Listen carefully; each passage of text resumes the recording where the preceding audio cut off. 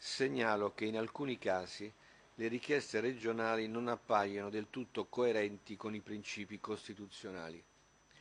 Tali richieste sono spesso inerenti a materie diverse da quelle elencate nella Costituzione e che pertanto non possono essere oggetto di attribuzione. Sono da poco passate le 8 alla Commissione bicamerale per il federalismo fiscale quando il ministro Giovanni Tria nella sua audizione mette nero su bianco una perplessità che sembra diventare ulteriore ostacolo sul percorso dell'autonomia. Paletti di costituzionalità in alcuni ambiti, uno su tutti. L'articolo 117, seconda comma, lettera E, che attribuisce allo Stato la competenza legislativa esclusiva in materia di sistema tributario e contabile dello Stato. È sulle tasse che si può arenare l'autonomia?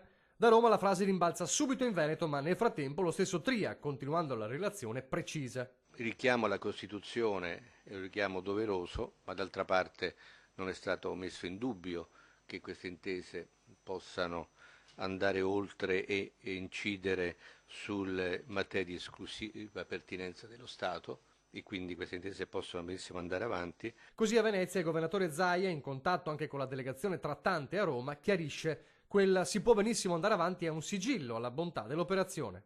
Quanto alle perplessità rispetto alla costituzionalità del nostro progetto sono già state chiarite, siamo a disposizione anche di questo Ministro. Devo dire che quantomeno il Ministro Tria ha inaugurato un buon metodo di lavoro, che è quello di sollevare le perplessità, avrà le risposte, ma l'importante è che poi il Ministro dica, boh, adesso si va avanti. Qualcun altro invece tira il freno a mano e non fa le domande. La frecciata è invece palesemente diretta ai ministri pentastellati, quelli che secondo il Carroccio sarebbero i veri responsabili della frenata. Intanto Tria prosegue e spiega come nella attuale fase embrionale non è possibile quantificare gli effetti dell'autonomia sulla finanza pubblica. Ma è appunto un percorso che, perplessità o meno, il Veneto non vuole vedere bloccato. Si tratta di fare come sostenne Michelangelo per la Pietà, chiude Zaia, togliere tutto il marmo che c'è in più e alla fine verrà fuori l'opera, ma bisogna che qualcuno cominci a scalpellare. Però ormai la gestazione si è conclusa, i lavori e i compiti per casa li abbiamo fatti, per cui siamo pronti. Siamo pronti peraltro con un bel progetto per portare le 23 materie al Veneto.